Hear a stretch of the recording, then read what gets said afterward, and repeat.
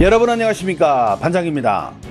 토트넘이 3년 만에 챔피언스리그에 복귀하면서 손흥민 선수도 2019년 11월 츠르베나 지베즈다전 멀티골 이후 약 3년 만에 챔피언스리그에서 골맛을 봤습니다.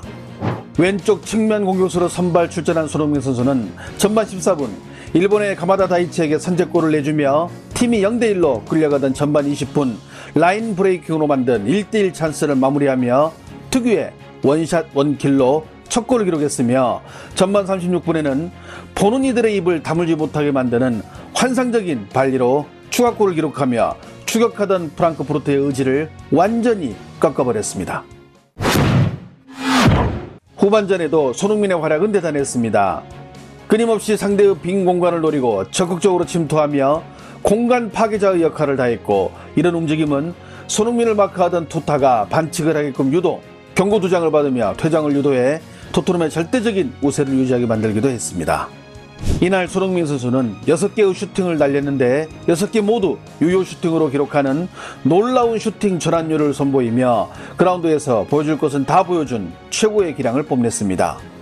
이런 활약 덕분에 경기 후 영국 풋볼 런던은 손흥민 선수에게 최고 평점인 9점을 선사하며 다시 자신감이 가득 찬 모습이었고, 프랑크푸르트에게 악몽을 선사했다고 호평을 남기기도 했습니다.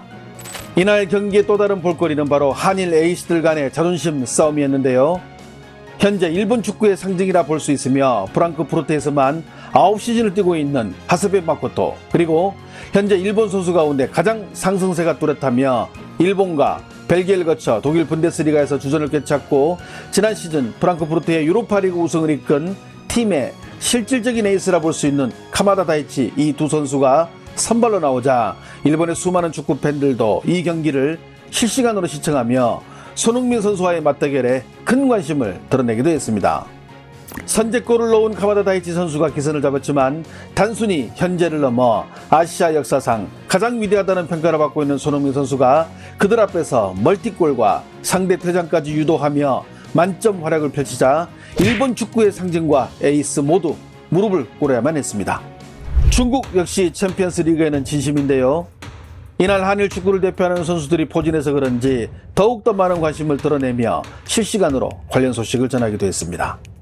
먼저 중국의 왕이 뉴스는 손흥민 선수의 멀티골과 케인의 페널티골로 프랑크푸르트를 3대2로 제압한 소식을 경기가 끝나자마자 곧바로 전했습니다. 왕이 역시 이날 경기의 백미를 손흥민 선수의 멀티골로 분석했는데요. 전반 카마다 다이치 선수가 선제골을 넣고 끌려가던 토트넘을 케인이 중원에서 찔러준 패스를 받은 손흥민이 페널티 지역으로 쇄도하며 오른발 슈팅으로 골을 기록한 부분과 이후 케인이 기록한 페널티킥 역전골로 승부를 뒤집은 점, 그리고 이어진 호이비에르의 크로스를 손흥민이 페널티 중앙 지역에서 완벽한 발리슛으로 추가골을 기록한 부분을 소개했습니다. 특히 왕이는 전반 36분에 호이비에르가 오른쪽 하단 라인 근처에서 올린 크로스를 손흥민 선수가 페널티 에어리어 중앙에서 발리슛으로 득점한 골 장면을 리플레이로 집중적으로 보여주며 이날 경기에 승패를 가른 부분이라 분석했습니다. 스포츠 전문 소식을 전하는 중국의 동부제는 손흥민 선수의 멀티골과 퇴장 유도, 그리고 케인의 한 골 1도움으로 토트넘이 프랑크푸르트를 3대2로 제압하고 D조 1위로 오른 소식을 전했습니다. 동부제는 북경 시간으로 10월 13일 새벽 3시에 열린 이날 경기에서 일본의 에이스 카마다 다이치가 선제골을 넣으며 팀에 리드를 안겼지만 곧바로 케인의 도움을 받은 손흥민이 동점골로 따라붙었고, 이후 케인의 페널티골과 손흥민의 발리슛으로 토트넘이 전반을 순조롭게 마쳤다고 전했습니다. 동부제 역시 왕위와 마찬가지로 전반 36분 터진 손흥민 선수의 환상적인 발리슛 모습을 2개로 나누어 상단에는 전체 앵글로 잡은 장면을, 하단에는 손흥민 선수의 모습을 중점적으로 왼발로 슛을 날리는 모습을 각각 나누어 보여주기도 했습니다. 여기에 매체는 프랑크푸르트 선수들이 손흥민 선수를 막지 못하고 연달아 반칙을 저지르는 모습들을 집중적으로 보여줬는데요. 특히 후반 14분 손흥민이 역습 기회에서 드리블을 하다 상대 수비 투타에게 잡혔고 투타는 옐로카드를 받아 경고 누적으로 퇴장당하는 장면과 이후에도 계속 이어진 프랑크푸르트 선수들이 반칙으로 손흥민을 잡고 넘어뜨리는 모습들을 상세히 보여주며 기어를 올린 손흥민의 스프린트는 반칙이 아니면 막을 수 없다는 것을 영상으로 확인할 수 있게 보여줬습니다. 덩신왕은 이번 경기에서 멀티골을 기록한 손흥민 선수가 챔피언스리그 관계자들로부터 경기 최우수 선수에 선정된 소식을 손흥민 선수의 수상 모습과 함께 보도했습니다. 덩신왕은 이날 경기에서 손흥민의 뛰어난 활약을 소개하며 구체적인 수치까지 분석하기도 했습니다. 손흥민 선수는 이번 프랑크푸르트를 맞아 6개의 유효 슈팅과 2개의 골, 수비수와의 12번 경합에서 7번을 따돌렸으며 4번의 드리블 중 2번의 성공과 패스 성공률은 86%에 이른다고 전했습니다. 신화스포츠 역시 이번 챔피언스리그에서 손흥민 선수와 케인의 활약으로 3대2로 승리한 소식을 스포츠 1면으로 전했습니다. 신화스포츠는 이번 토트넘 홈에서 벌어진 경기에서 손흥민과 케인의 조합으로 승리를 거둔 토트넘이 다른 팀보다 한 발 앞서 나가는 좋은 결과를 얻게 됐다고 전하며 0대1로 끌려가던 이후 손흥민, 케인, 다시 손흥민으로 연달아 이어진 손케 듀오의 3골을 영상으로 자세히 소개하며 양팀의 기록을 자세히 분석했습니다. 또한 이번 경기에서 평점 9.1을 받은 손흥민 선수가 최고의 활약을 펼친 것을 강조하고자 손흥민의 포지션에 별 모양을 내는 센서를 선보이기도 했습니다. 그렇습니다. 신화스포츠의 보도대로 이번에 2골과 퇴장을 유도한 손흥민 선수는 최고 평점을 삭스했는데요. 이날 경기 후 축구 통계 사이트들은 일제히 평점 1위에 손흥민을 올렸습니다.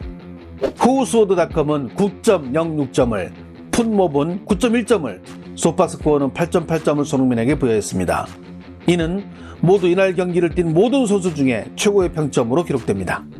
해당 경기를 지켜본 중국 팬들은 어떤 반응을 보일까요? 손흥민 2번째 골 저거 난이도 장난 아닌데 본방으로 봤는데 진짜 시원한 느낌. 손흥민이 최근 압박이 심했을 텐데 정말 기분 좋네.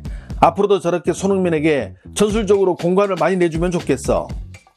손흥민이 확실히 잘하네. 솔직히 손흥민이 잘못하면 토트넘 경기 별로 볼 것 없잖아. 전부 헤딩골만 시도하니까. 첫 번째 골은 전형적인 손케 조합의 골. 이건 언제나 진리지. EPL 득점왕이 드디어 돌아오셨군요. 손흥민 진짜 끝내주네요. 아시아 넘버원. 이번 한일전에서 저 2명의 일본 선수들은 손흥민을 이길 수가 없네.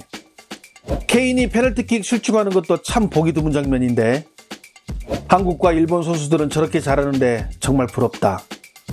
팬데믹 후유증에 난리라며 누가 거짓말한 거야? 왜 저 많은 관중들은 마스크를 쓰고 있지 않은데? 아시아 선수들도 기술과 센스만 있다면 유럽에서 뛸 수 있다는 것을 보여준 경기였어. 그러니 중국 선수들도 힘 좀 내자. 맨날 건강만 챙기지 말고. 손흥민이 되는 날은 토트넘도 순풍에 돛을 달게 되거든. 프랑크푸르트에는 2명의 일본 선수가 선발 출장하고 토트넘의 한국 선수는 멀티골을 장렬시키고, 그런데 우리는 한국과 일본 보다가 중국 축구 한번 봐. 예전에는 돈이라도 있었지. 지금은 돈도 없어. 실력도 안 돼. 손흥민 이번 저 발리슛 진짜 멋지다. 정말 기가 막히네. 기본기가 정말 완벽해. 대단하다. 이번 한일전에서 흥민이 형님이 힘을 좀 쓰니 한국이 일본을 2대1로 이겨버리는군요. 오늘 손흥민 선수는 전반 초반부터 몸놀림이 가벼웠습니다. 6개의 슛이 모두 유효 슈팅을 기록할 만큼 손흥민 선수 특유의 골 정확도도 올라오고 있습니다. 그래서 남은 경기들이 더 기대됩니다. 손흥민 선수 늘 부상 조심하고 이 리듬 잘 타서 끝까지 고공행진하기를 진심으로 기원합니다. 시청해주셔서 감사합니다. 행복한 하루 보내시길 바랍니다.